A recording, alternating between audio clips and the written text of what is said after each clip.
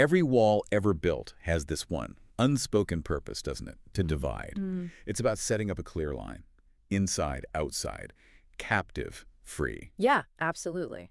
And for most people, that division feels, well, absolute. Like the wall is just the end of the story, a barrier saying, stop right there. And it's exactly that stop right there that some minds just refuse to accept, isn't it? Right. For a few people, that division, it's not an end. It's more like a puzzle, something to figure out. The escape artists? Exactly. People who, armed with maybe not much more than cleverness and this incredible will, they just defy what seems impossible. And what's really compelling about these stories, it's not just the physical act, the getting out part. It's the huge psychological hurdles, the physical challenges they face, and somehow overcome. Absolutely. So today we're taking a deep dive into some really incredible source material here.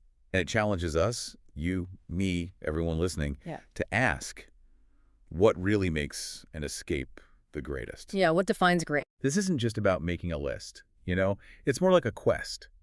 Trying to understand what greatness really means when you're up against these seemingly insurmountable odds. Is it the plan itself? Like how incredibly complex it was? Or maybe the sheer boldness, the audacity of how they did it. Or maybe it's the legend that sticks around afterwards, even if we don't quite know how it ended. Exactly. And what's fascinating, I think, about this deep dive is how each story gives us a totally different angle, a different way to look at human ingenuity, resilience. So who are the contenders? Well, we've got 3 legendary ones lined up. There's the enduring mystery of Alcatraz, of course. Can't talk escapes without mentioning Alcatraz. Right. Then there's the just pure nerve of Pascal Payet's helicopter breakouts. Oh, yeah. That one's wild. And finally, the epic scale, the collective struggle of the Great Escape during World War II.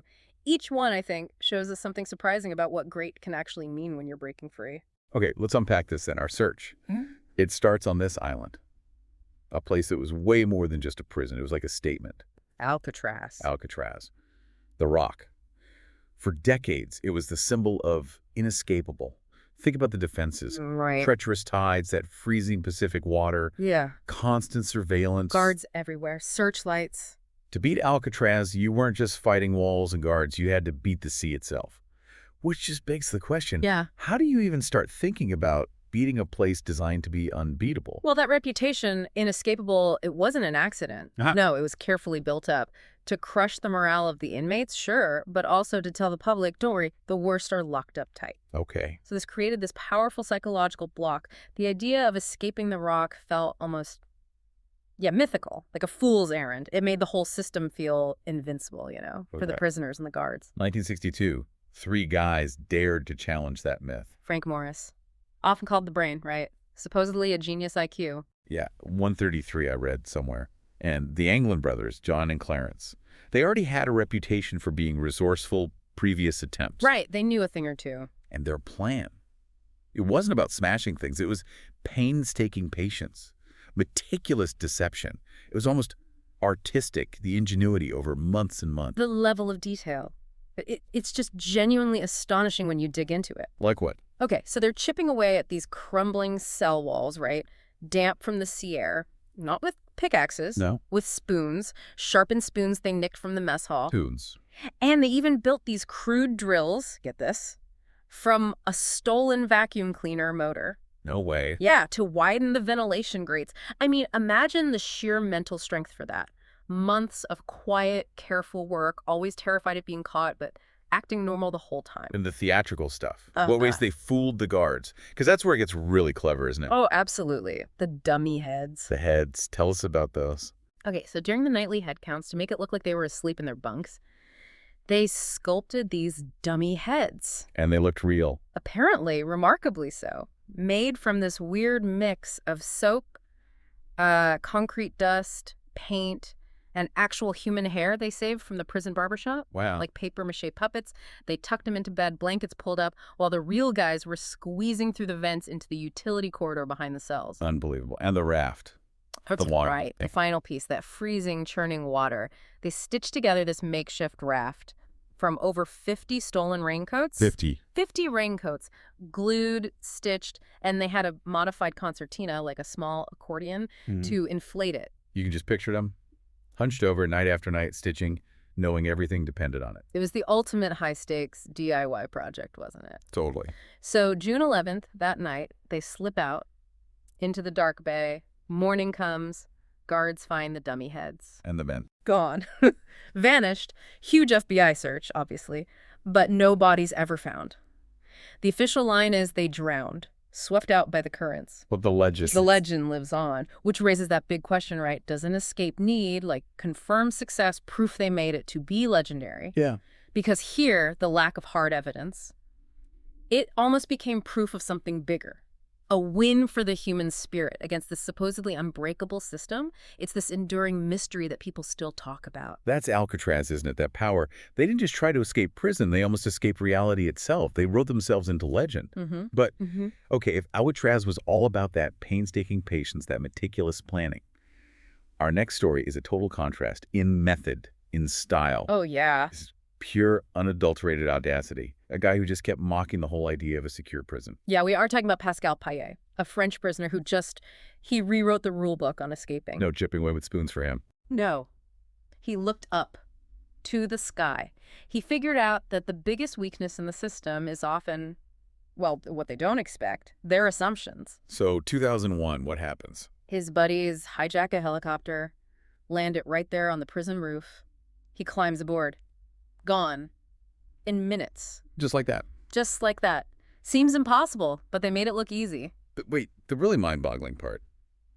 The thing that speaks to this, I don't know, unique loyalty. Yeah. Is what happened next, right? Exactly. 2 years later, he's free.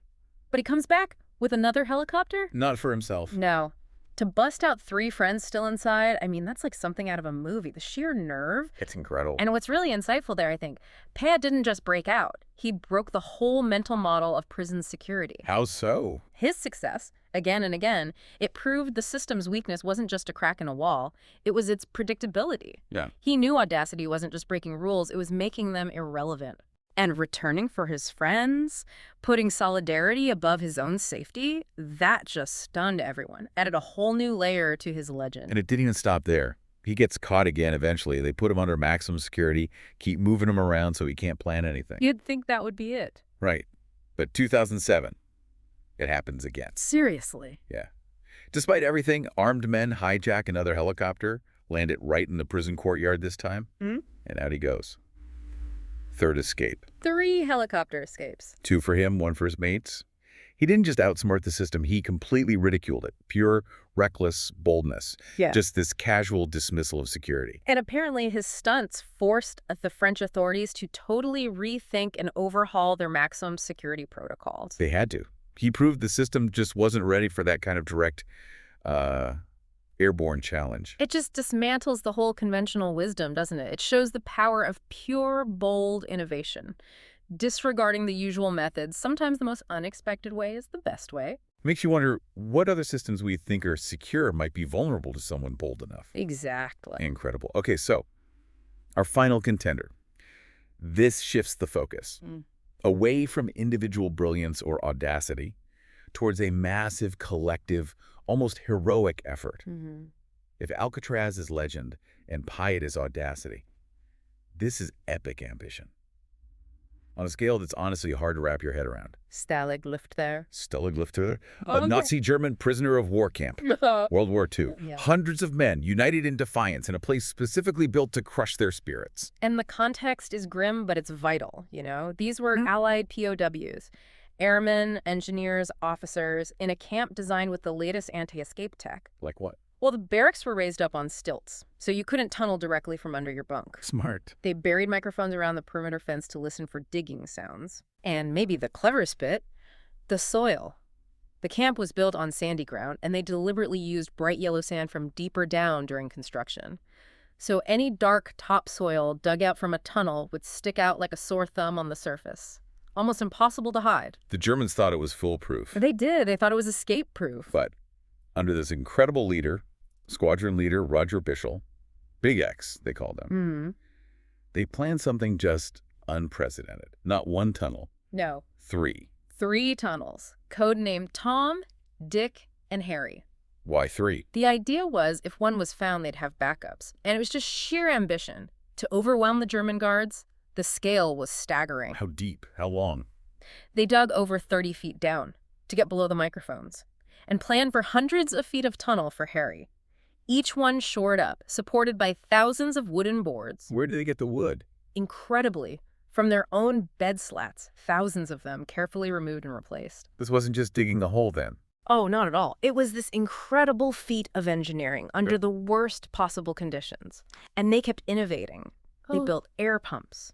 From old powdered milk tins, clim tins, to pump fresh air down to the diggers working way underground. Wow. They rigged up electric lighting, tapping into the camp's own power grid using stolen wire. Unreal. And there was this whole secret underground industry going on. A tailor shop making civilian clothes out of uniforms, a forgery department creating fake ID papers, travel documents, using homemade inks and presses, even an intelligence unit gathering info on train times, local maps. So what does all that mean? This wasn't just an escape attempt. It was like a hidden world. Exactly. A massive coordinated act of resistance. Over 600 men involved in some way. 600? Yeah.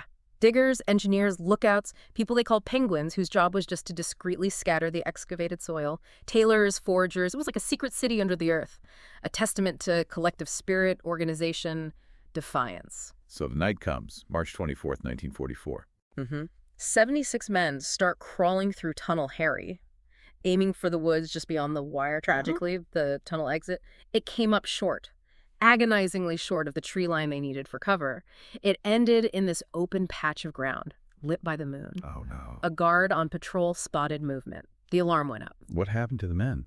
Well, those 76 got out initially, but 73 were recaptured within days, hunted down across Germany, and then, devastatingly, 50 of them were executed by the Gestapo on Hitler's direct order, a horrific war crime. Heartbreaking. The ultimate price. It is, but if you zoom out, the Great Escape, it wasn't just about freeing those men, it was this powerful act of resistance. How so? It had real strategic impact. It forced the German high command to pull thousands of soldiers, police, Gestapo agents away from other duties, away from the front lines, just to hunt for these escaped POWs. Wow, I never thought of that. It became this enduring symbol, courage against tyranny. It showed that even in the darkest places, the human spirit could fight back. With incredible ambition, incredible unity, it really speaks to that drive to defy oppression, even when the personal cost is just unimaginable. So, okay, we've dived into these incredible stories. Alcatraz, the legend. Yeah. Pascal Payet, the sheer audacity. Stalag Luft III, the epic struggle. After all that, which one stands out as the greatest for you? If you absolutely had to pick one. Oh, that's tough. They all define great so differently, don't they? Yeah. But I think for me, The Great Escape holds a particular weight. It wasn't just about getting out for yourself. It was that incredible collective ambition, that resilience against such overwhelming odds, the sheer scale of it, hundreds of men working together, even knowing the risks, even with the tragedy. That just speaks volumes about organized resistance. I totally get that. The scale, the coordination of Stalag Luft III is undeniably epic. You can't argue with that. But I have to admit, maybe it's just me, the audacity of Pascal Payet, the way he just broke the mold, not once, but 3 times, that's almost more compelling to me. Really? Why? I don't know. It's almost simpler in its method, but so devastatingly effective because nobody saw it coming. It feels like pure, unadulterated rebellion against the very idea of being locked up. It forces you to ask, is any system truly secure against someone imaginative and bold enough? And that's exactly it, isn't it? That's the core question. Each escape is this masterclass in the human spirit. But how we define greatest, it really depends on what we value most. Right. Is it the cleverness, turning spoons into tools, raincoats into rafts, beating an island fortress? The Alcatraz way. Or is it that audacious defiance, looking up when everyone expects you to look down, proving a system's predictability is its biggest flaw? The Payet way. Or is it that profound collective ambition, turning a prison camp into a secret city of resistance, a symbol against tyranny? A great escape. Exactly. Each holds a different kind of greatness.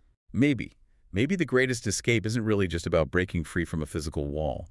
Maybe it's about realizing that with enough will, enough ingenuity, maybe enough unity, no system of control is ever truly absolute. A powerful thought. Makes you wonder, is that what walls in your own life might just be a puzzle waiting to be solved?